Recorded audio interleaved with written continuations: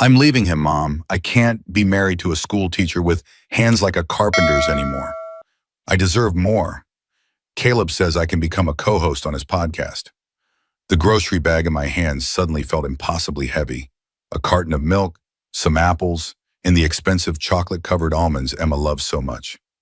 My body remained perfectly still, while my mind raced ahead, processing what I was hearing. And honestly, Emma continued with that familiar, dismissive tone she used when discussing me with her mother, I don't want to drag him along when I launch my lifestyle channel. I need freedom, both financial and social. Her mother's voice crackled through the speakerphone. Darling, I told you from the beginning he was just a stepping stone. A nice enough man, but not husband material for someone like you. You need someone with ambition, with connections. I know, Mom, you were right. Another laugh, lighter this time, almost girlish. The sound I once found endearing now hollowed me out. Anyway, I've already found us an apartment. Caleb's helping with the deposit. I'm telling Lucas tomorrow. I silently placed the groceries on the hall table, careful not to make a sound. Water continued to drip from my jacket, forming a small puddle at my feet. I turned and walked back out the way I came, closing the door without a sound. Only in my workshop, sitting in the handcrafted mahogany chair that had been my weekend project for months, did I allow myself to think. There was no anger, no shouting, no dramatic confrontation scene like in the movies. Just a perfect, cold clarity washing over me as I watched rainwater cascade down the roof gutters I'd installed last summer. Oddly enough, my first thought wasn't about Emma's betrayal or my marriage ending. It was about my grandfather Morgan's words the day before he died, his weathered hand gripping mine with surprising strength. Patience, Lucas. The right move at the right time. That's how the Morgans have survived for generations. Watch, wait, then act decisively. At 40 years old, I was about to find out if I truly was my grandfather's heir in more than just name. The next morning, Emma found me making coffee in the kitchen, dressed for work in my usual button-down shirt and slacks. Her steps faltered when she saw me. She'd clearly expected me to have left already. Morning, Raham, I said, keeping my voice neutral. Want some coffee? Sure, she replied, studying my face carefully. She was wearing her silk robe, the one I'd given her for our 5th anniversary. Her blonde hair was perfectly styled, even though she'd just gotten up. Emma never looked unprepared for anything. I poured her a cup and slid it across the counter. She took it hesitantly. Lucas, we need to talk. I nodded, taking a sip from my own mug. About you leaving me? Her eyes widened, the mug stopping halfway to her lips. How did you... I came home early yesterday, heard you on the phone with your mother. Oh. The single syllable hung in the air between us. To her credit, she didn't deny anything or attempt to explain it away. Instead, she squared her shoulders and met my gaze directly. Then you know, I think we should get divorced. I nodded again. I agree. This clearly wasn't the response she expected. Emma had prepared for tears, for pleading, for a fight. My calm acceptance threw her off balance. You agree? Yes, you're right. We want different things. There's no point dragging this out. She hesitated, then pressed on. I was thinking we could do this amicably. No need for a long court battle or anything messy. Absolutely, I said, my voice still steady. In fact, you can have everything. The house, the car, the dog, even your mother's dinnerware set you're so fond of. Her eyes narrowed slightly. Everything? Everything. I don't want any of it. Just my tools and personal belongings. A flash of triumph crossed her face before she caught herself and arranged her features into an expression of sympathetic concern. That's very generous of you, Lucas. Are you sure? I'm sure, I said, finishing my coffee and placing the mug in the sink. I'll move out this weekend. I can stay with my brother for a while. Emma nodded, relief evident in her posture. I think that's best. I've spoken with a lawyer. He can draw up the papers. If we're both agreeable, this could all be over within a month. Perfect, I said, grabbing my keys from the counter. Text me the details. I need to get to school. As I walked to the door, she called after me, Lucas, are you okay? I turned and gave her a small smile. I will be, Emma. We both will be. The look of confusion on her face as I closed the door behind me was the first genuinely satisfying moment I'd experienced in months. As I drove to Rochester East High School, the rain started again, a light drizzle that matched my mood. The school parking lot was half empty. I was earlier than usual. I sat in my car for a moment, watching raindrops trace patterns on the windshield, thinking about the surreal conversation I just had with my soon-to-be ex-wife. 8 years of marriage ended in less than 5 minutes over morning coffee. No tears, no screaming, just a calm exchange about logistics. It should have felt wrong somehow, tragic. Instead, I felt only relief, like putting down a heavy load I'd been carrying for too long. My classroom was empty and dark when I unlocked it. I flipped on the lights, revealing posters of historical figures and maps that covered every wall. My sanctuary, the one place where I felt completely in control, completely myself. The first students wouldn't arrive for another hour. I used the time to grade papers, losing myself in the familiar rhythm of reading, commenting, marking. By the time the first bell rang, I had almost forgotten about my disintegrating marriage. Almost. "Mr. Reed, are you okay?" The question came from Lily Chen, one of my most perceptive students, as the class filed in for first period. "I'm fine, Lily," I replied, mustering a genuine smile. "Just a little tired." "You look different today," she persisted, setting her books on her desk. "Like something's changed." Kids could be eerily intuitive sometimes. "Nothing important," I assured her. "Now, who can tell me about the significance of the Treaty of Versailles?" Teaching carried me through the day. In the classroom, I wasn't Lucas Reed, the soon-to-be divorced husband. I was Mr. Reed, history teacher, guide to the past, mentor to young minds. It was the role I'd chosen for myself, regardless of my family name or the fortune that might someday be mine. There was authenticity in it that Emma had never understood or respected. During my free period, I checked my phone to find 3 missed calls from Emma and a text message. "Brett Donovan's office, Thursday at 3. Please confirm you can make it." I replied with a simple "confirmed" and put the phone away. No point in dragging things out. Clean, quick, done. Brett Donovan was exactly the type of lawyer I expected Emma to hire. Expensive suit, aggressive handshake, and the kind of smile that never reached his eyes. We met at his downtown office, all glass and chrome, with a view of the Rochester skyline that was clearly designed to intimidate clients. "Mr. Reed," he began, sliding papers across his desk toward me. "These are fairly straightforward. As per your agreement with Mrs. Reed, you're relinquishing all claims to the marital home, vehicles, and joint accounts. You're also agreeing to waive any claim to alimony." I nodded, skimming the documents. "And Emma keeps her own retirement accounts? I keep mine?" "That's correct. Given your profession, I imagine hers is more substantial anyway." The condescension in his voice was almost comical. If he only knew. "Is there anything else?" I asked. Brett exchanged a glance with Emma, who was sitting primly in the chair beside me, her leg crossed at the ankle, designer purse clutched in her lap. "Well, there is the matter of future earnings," Brett said smoothly. "Mrs. Reed is on the verge of some exciting career opportunities that could significantly increase her income. We'd like assurance that you won't make claims against those earnings in the future." I fought back a smile. "Of course. Caleb's podcast must be quite promising." Emma stiffened beside me.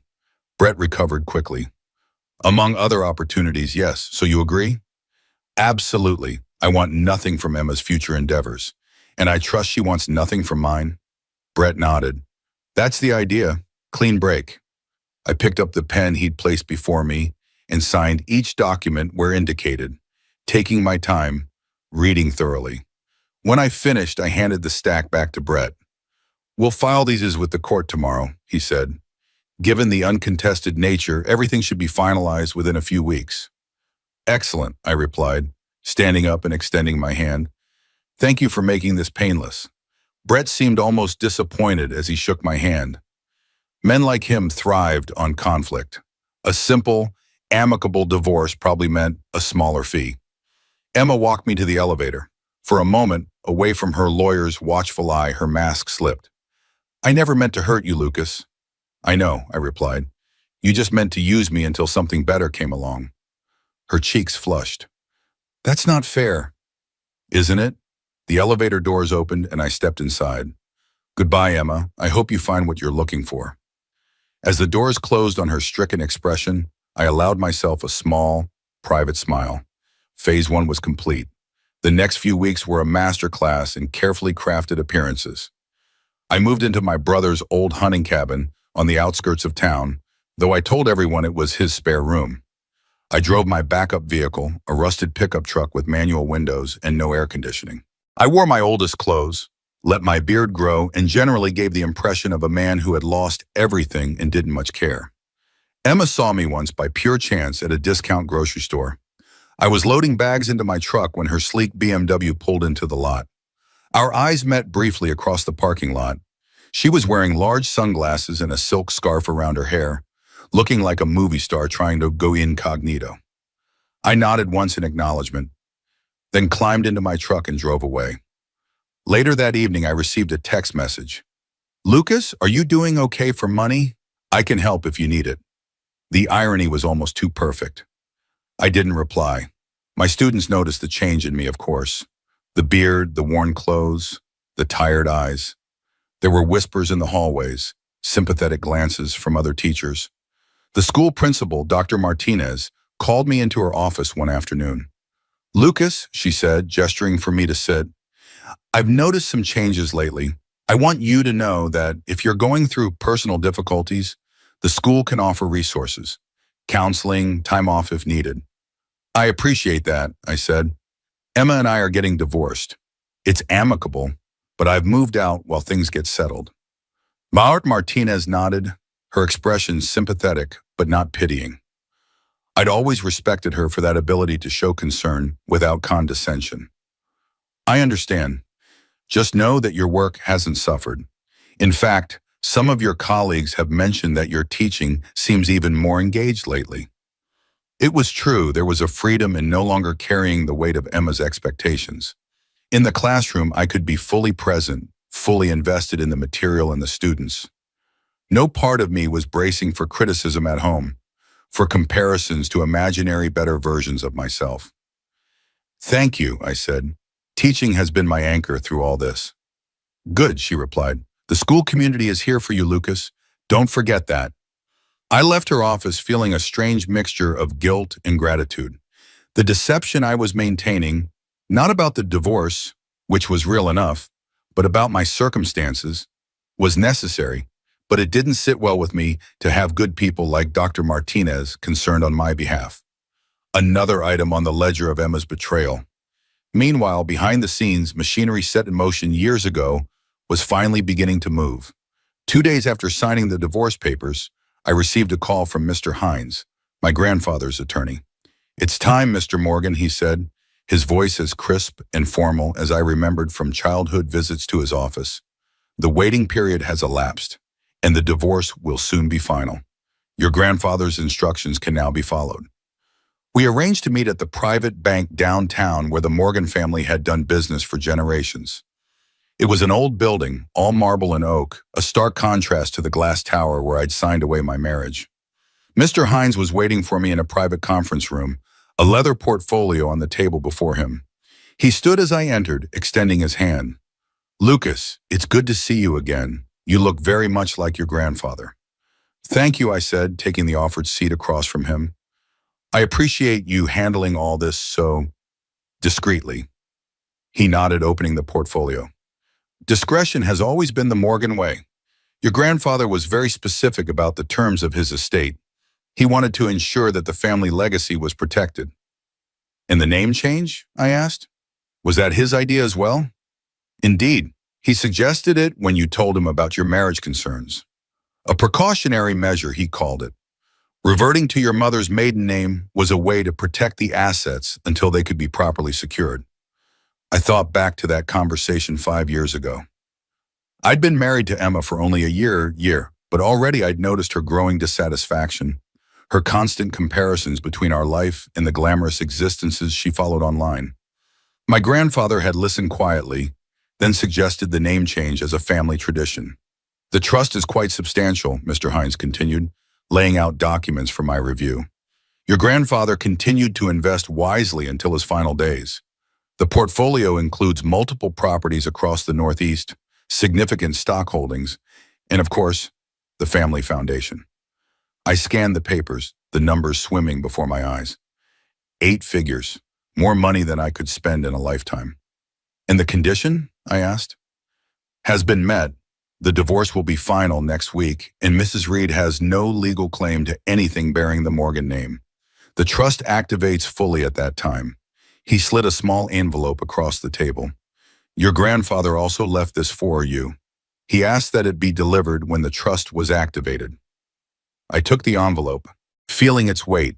Inside was a single key and a handwritten note. Lucas, if you're reading this, you've shown the patience and foresight that a Morgan requires. The key opens the lake house study. What you find there is your true inheritance. Use it wisely. With pride, grandfather, I folded the note carefully and put it back in the envelope. Thank you, Mr. Hines. What happens now? Now, Mr. Morgan, you decide how you wish to proceed. The foundation requires attention, of course. There are board meetings, investment decisions to be made, but none of that is urgent. Your grandfather ensured everything would run smoothly during any transition period. I nodded, thinking, I'd like to maintain a low profile for now, at least until the divorce is completely finalized. Of course, however, there is one matter that may make that difficult. He passed me another document. The annual foundation gala is scheduled for next month. As the new head of the Morgan family, your presence would be expected. I looked at the invitation. The Morgan Cultural Heritage Foundation annual gala, a black tie event attended by local politicians, business leaders, and socialites. Exactly the kind of event Emma would have loved. I'll be there, I said, sliding the invitation into my pocket. But until then, I'd prefer if my new position remained confidential. Understood, Mr. Morgan, though I should warn you there will likely be some press coverage of the transition. Business journals, local news. Nothing excessive, but enough to notice. I smiled. That's fine. By then it won't matter anymore. As I left the bank, the contrast between my two lives couldn't have been more stark. In one, I was Lucas Reed, divorced school teacher living in a borrowed cabin, driving a truck that was more rust than metal.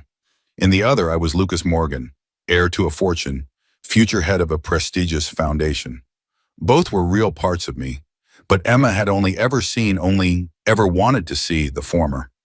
That night, I drove out to the lake house for the first time since my grandfather's death. It stood as I remembered, a sprawling cedar and stone structure nestled among pine trees overlooking the water. The sunset painted the lake copper and gold as I walked up the path to the front door. The house smelled of cedar and memories. I moved through the familiar rooms like a ghost revisiting its haunts. The living room with its massive stone fireplace. The kitchen where my grandmother had taught me to make her famous apple pie. The sunroom where my grandfather and I had played chess on Sunday afternoons. And finally, the study. I slipped the key from my pocket and opened the heavy oak door. The room was exactly as I remembered from childhood visits. Walls lined with books, the massive desk, the view of the lake stretching out beyond the windows. But now it was mine. All mine. The article appeared in the Rochester Business Journal exactly 3 days after my divorce was finalized. I was at the lake house, my grandfather's sanctuary and now mine, exploring the study that the key had opened. The room was everything I remembered from childhood visits. Walls lined with books, the massive oak desk, the view of the lake stretching out beyond the windows. My phone buzzed repeatedly with notifications. I ignored it at first, absorbed in the contents of the desk drawers, family photographs, handwritten journals, a collection of vintage watches. Each item a piece of the Morgan legacy, preserved for generations.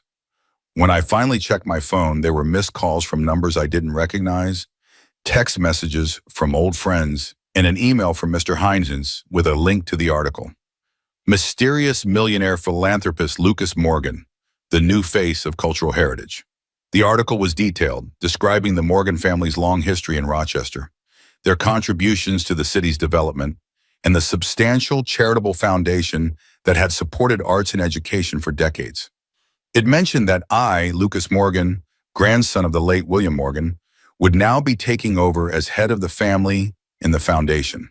There was even a photograph taken at my grandfather's funeral 2 years ago.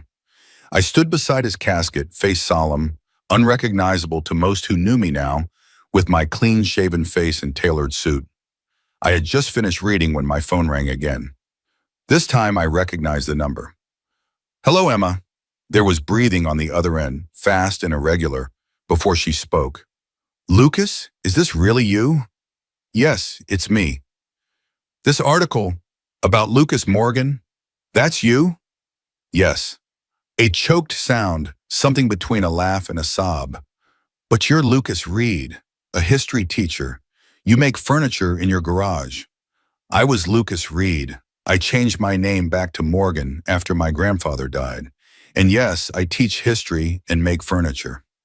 I also happen to be the heir to the Morgan estate."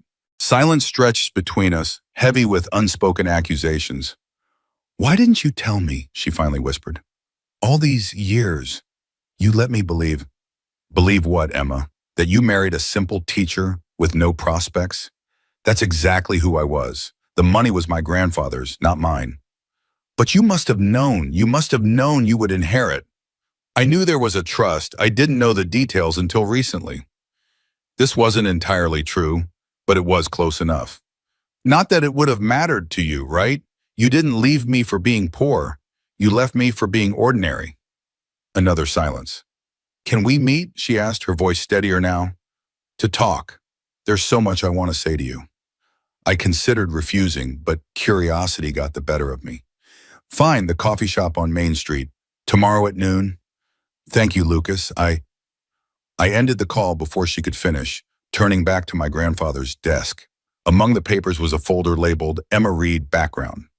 I opened it, not surprised to find a comprehensive investigation report. My grandfather had been thorough, as always. Everything was there. Emma's childhood in a middle-class suburb, her nursing career abandoned after our marriage, her growing obsession with social media influence and lifestyle blogging. Even her affair with Caleb Stewart, complete with photographs of them entering a hotel together 6 months ago. I closed the folder feeling strangely empty. There was no satisfaction in having my suspicions confirmed, no vindication in knowing I'd been right to protect myself, just a hollow space where trust had once lived. The coffee shop was busy when I arrived, exactly on time. I'd chosen it deliberately, public enough to prevent a scene, casual enough that I wouldn't stand out. I wore simple clothes, jeans, a button-down shirt, a light jacket, no outward sign of wealth or status. Emma was already there, seated at a table by the window. She'd clearly dressed to impress, wearing a blue dress I didn't recognize, hair and makeup immaculate. The diamond earrings I'd given her for our anniversary caught the light as she turned to watch me approach. "Lucas," she said, rising slightly before thinking better of it and sinking back into her chair. "Thank you for coming." I sat across from her, noting the 2 coffee cups already on the table. "You remembered my order?" "Of course," she said, pushing a mug toward me, black with 1 sugar. "Some things you don't forget after 8 years of marriage." I took a sip, watching her over the rim of the cup. She was nervous, fingers tapping against her own mug, eyes darting between my face and the window beside us. "You look good," she offered. "Different, but good." "What did you want to talk about, Emma?" She flinched slightly at my directness. I wanted to apologize for how things ended between us, for what I said about you, about our marriage." "Apology accepted," I said flatly. "Is that all?" Her eyes widened. "Lucas, please, I'm trying here. I made a terrible mistake. I didn't know, I never imagined." "That I was secretly wealthy, that's your mistake? Not the lying, not the affair with Caleb, not the years of making me feel like I was never good enough for you. Just that you didn't realize I had money?" She paled. "You knew about Caleb?" "I suspected. Now I know for certain." "It wasn't serious," she said quickly. "It was a mistake. I was confused, feeling trapped. He made me feel special, wanted, and I didn't. It wasn't the same. You were always so content with teaching, with your woodworking, with our simple life. I wanted more." And now, as her eyes met mine, suddenly direct. Now I realize what I threw away. Not the money, Lucas. You. Your steadiness, your kindness, the way you always supported me, even when I was chasing silly dreams. I took another sip of coffee, considering her words. There was a time when this conversation would have meant everything to me, when I would have given anything to hear Emma say she'd made a mistake, that she still loved me. Now I felt nothing but a distant sadness for what might have been. The divorce is final, Emma. We've both moved on. Have we? She asked, reaching across the table to touch my hand. I withdrew it before she could make contact. Lucas, we could start over, a fresh beginning. I know I hurt you, but we had something real once. We could have it again. I shook my head. No, Emma, we can't. What we had wasn't real. It was a fantasy, your fantasy of who you wanted to be, my fantasy of who I thought you were. Neither of us was being honest. That's not true, she insisted, leaning forward. I loved you. I still love you. Do you do, or do you love the idea of being Mrs. Morgan now, of having access to the lifestyle you always wanted? She recoiled as if I'd slapped her. That's not fair. Isn't it? 2 weeks ago, you couldn't wait to be rid of me. Nothing has changed except you found out I have money. Everything has changed. I made a horrible mistake. I was confused listening to my mother, to Caleb. They filled my head with all these ideas about what my life should be. And now you've changed your mind just like that? Yes. Tears welled in her eyes. Lucas, please, give me another chance. Let me prove to you that I mean it. I studied her face, searching for sincerity. Perhaps it was there, buried beneath layers of calculation and self-interest. Perhaps, in her own way, Emma did regret her choices. But it was too late. I'm sorry, Emma. The answer is no. She brushed away tears, her composure cracking. Is there someone else? Is that it? I almost laughed. No, there's no one else. This isn't about another person. It's about us. About trust. You broke something that can't be fixed. Anything can be fixed if both people want it enough. That's just it. I don't want it anymore. I stood up, leaving my coffee half finished. Goodbye, Emma. I wish you well, truly, but we're done. I walked out of the coffee shop without looking back, though I could feel her eyes on me through the window. The spring air was fresh after the rain, carrying the scent of new beginnings. For the first time in months, I felt completely free. I drove straight from the coffee shop to East High, arriving just as my afternoon class was ending. The students filed out, greeting me with various levels of enthusiasm. A few lingered, asking questions about the upcoming test or chatting about the latest developments in their teenage lives. Normal, everyday moments that suddenly seemed precious in their simplicity. After the last student left, I sat at my desk, grading papers with a focus that had eluded me for days. There was something cleansing about the mundane task, about circling grammar errors and scribbling encouraging notes in margins. This was real life, not the drama with Emma, not even the inheritance waiting for me. Just a teacher doing his job, making a small difference in young lives. Dr. Martinez appeared in my doorway as I was finishing the last essay. Lucas, got a minute? Of course, I said, setting aside my red pen. What's up? She entered, closing the door behind her. I just got an interesting call from the Morgan Cultural Heritage Foundation. They're offering to fund a new history program for our district. State-of-the-art resources, guest speakers, field trips, the works. She paused, studying my face. The funny thing is, they specifically mentioned you as the teacher who would be heading the program. I kept my expression neutral. That is interesting. I don't know anyone at the foundation. No? She smiled, not quite believing me. Well, regardless, it's an amazing opportunity for our students. I told them we'd be delighted to accept. That's great news, I said. The kids will benefit enormously. Dr. Martinez nodded, hand on the doorknob. Yes, they will. Oh, and Lucas, whatever's going on in your life right now, I hope it works out for the best. After she left, I sat for a long time, thinking about masks and identities, about the different roles we all play. Lucas Reed and Lucas Morgan, two sides of the same coin, both equally real. Emma had rejected one without ever knowing the other existed. Her loss. The call from Brett Donovan came 3 days later. I was at the lake house working on restoring an antique writing desk I'd found in one of the storage rooms. "Mr. Reed," he began, his tone all business. Or should I say, Mr. Morgan? "Mr. Morgan is fine," I replied, setting down my sandpaper. "What can I do for you, Mr. Donovan?" "My client, Mrs. Reed, has raised concerns about the divorce settlement and specifically about potentially hidden assets that were not disclosed during proceedings." I had been expecting this.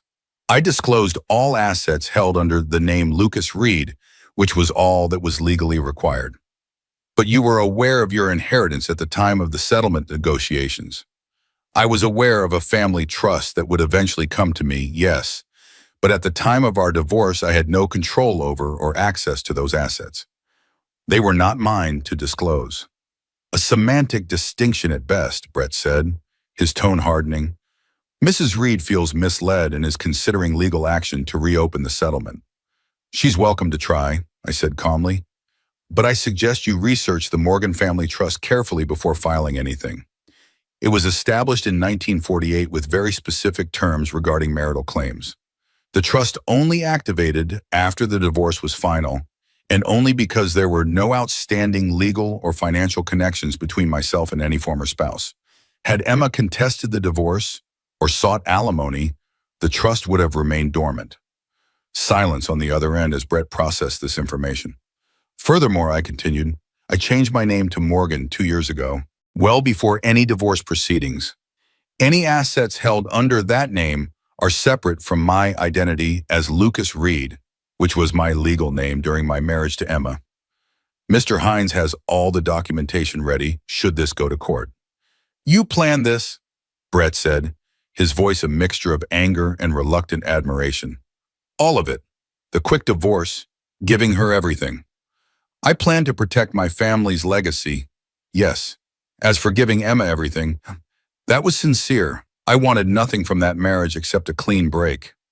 More silence, then a heavy sigh. "I'll discuss options with my client, but off the record, Mr. Morgan, this won't go anywhere. Your grandfather's lawyers were too thorough." "They've had generations of practice," I replied. "Good day, Mr. Donovan." I hung up and returned to my woodworking, finding peace in the rhythm of sandpaper against wood. Some things, once broken, could be restored with enough care and patience. Others, like trust, were far more difficult to repair. The next day I received a furious text from Emma. "You lied to me all those years pretending to be someone you weren't. I'm going to fight this, Lucas. You owe me." I didn't respond. There was no point. Brett would explain the legal realities to her eventually, and she would have to accept that her grand plan had backfired spectacularly. I almost felt sorry for her, almost. Instead, I focused on preparations for the foundation gala. A new suit was ordered, invitations reviewed, speech drafted. Mr. Hines arranged meetings with key board members beforehand, ensuring I was properly introduced to the people who had managed my grandfather's legacy in his absence. "They're impressed with your background and education," Mr. Hines told me after one such meeting. "Your grandfather always said you had a natural talent for teaching. They believe you'll bring a fresh perspective to the Foundation's educational initiatives." "That's my hope," I replied. "There's so much that could be done, especially in underserved districts." The day before the gala, I submitted my resignation to East High, effective at the end of the school year. Dr. Martinez accepted it with a knowing smile. "I had a feeling this was coming," she said. "The Morgan Foundation's new education director needs to focus on his expanded responsibilities." "You knew?" I asked, surprised. She laughed. "Lucas, I've been in education for 30 years. I know how to do research. The timing of your divorce, the Foundation's sudden interest in our school, it wasn't hard to connect the dots." She patted my hand. "Don't worry, your secret's safe with me. And I expect preferential treatment for East High in all future Foundation grants." I grinned. Absolutely guaranteed. It was a relief somehow to have someone know both sides of me and accept them equally. Perhaps that was what I'd always wanted from Emma, to be seen completely and loved anyway. Something she had never been capable of giving. The Morgan Foundation Gala was held at the Rochester Museum of Art, a building my great-grandfather had helped fund a century ago. I arrived early, wanting to familiarize myself with the space before guests began to arrive. Mr. Hines met me at the entrance, resplendent in a tuxedo that looked identical to the one I remembered him wearing at similar events decades ago. "Mr. Morgan," he said, bowing slightly, "everything is prepared. The board members are eager to meet you officially, though several remember you from your visits with your grandfather." "Thank you, Mr. Hines. I appreciate your guidance through all this." He nodded, a rare smile crossing his features. "It has been my honor to serve the Morgan family. Your grandfather would be proud of how you've handled yourself." We walked through the museum galleries, stopping occasionally to admire a painting or sculpture. Many bore small plaques acknowledging donations from the Morgan Foundation. My family's legacy, preserved in art and culture. "There will be a brief ceremony after dinner," Mr. Hines explained as we entered the main hall, where tables had been arranged around a central stage. "Just a few words to introduce you as the new head of the foundation. Nothing too formal." "I prepared some remarks," I assured him. "Brief but appropriate." "Excellent. Here come the first guests." The evening passed in a blur of introductions and conversations. Board members, local politicians, business leaders, all eager to meet the newest Morgan to take the helm of the foundation. I played my part, shaking hands, making small talk, accepting congratulations with gracious nods. It was during the dinner, as I was engaged in conversation with the museum director, that I saw her. Emma standing near the entrance, wearing a black gown that shimmered under the chandeliers. She wasn't on the guest list I'd checked personally, which meant she had either talked her way in or come as someone's plus one. Our eyes met across the room. She offered a tentative smile, which I did not return. Instead, I excused myself from my conversation and made my way toward her, threading through tables and guests with determined strides. "You shouldn't be here," I said when I reached her, keeping my voice low. "I needed to see you," she replied. "You haven't answered my calls or messages." "Because there's nothing left to say, Emma. Please leave. Not until you hear me out." Her hand caught my arm, her grip surprisingly strong. "Lucas, I made the biggest mistake of my life. I know that now. But everyone deserves a second chance." "Not everyone," I said, gently removing her hand. "Some mistakes can't be undone." "What about forgiveness? Isn't that what your grandfather taught you? What your precious family stands for with all this charity work?" I shook my head. "This isn't about forgiveness. It's about consequences. You made your choice, Emma. Now you have to live with it." Her expression hardened. "So that's it? You get to play the wounded husband, inherit millions, and leave me with nothing? After 8 years together? You got exactly what you asked for in the divorce. The house, the car, everything. What more do you want?" "I want you," she hissed, her composure cracking. "The man I married, the man I loved. That man doesn't exist anymore. Maybe he never did." She laughed, a brittle sound that drew glances from nearby guests. "So this is your revenge? Making me see what I gave up? Flaunting your new life in my face?" "No, Emma, this isn't about you at all. That's what you never understood. My life, my choices, they were never centered around you the way yours were around me." "Mr. Morgan?" A voice interrupted us. It was Mr. Hines. "They're ready for your speech." I nodded. "Thank you. I'll be right there." Turning back to Emma, I kept my voice gentle but firm. "Goodbye, Emma. Please don't contact me again." I walked away, not waiting for her response. As I took the stage and approached the podium, I caught sight of her slipping out a side door, her black dress vanishing into the darkness beyond. "Good evening," I began, surveying the assembled guests. "It is with profound gratitude and humility that I address you tonight as the new steward of the Morgan Foundation." The speech went well, judging by the applause that followed. I spoke of honoring my grandfather's legacy while bringing new energy and ideas to the foundation, of expanding educational programs, supporting local artists, preserving Rochester's cultural heritage. Simple, sincere words that seemed to resonate with the audience. Afterward, there were more handshakes, more congratulations. Several people mentioned they'd seen Emma leave and asked if everything was all right. I deflected politely, attributing her presence and abrupt departure to a misunderstanding. No need to air our dirty laundry in public. By midnight, the gala was winding down. Guests were departing in pairs and small groups, the servers beginning to clear tables.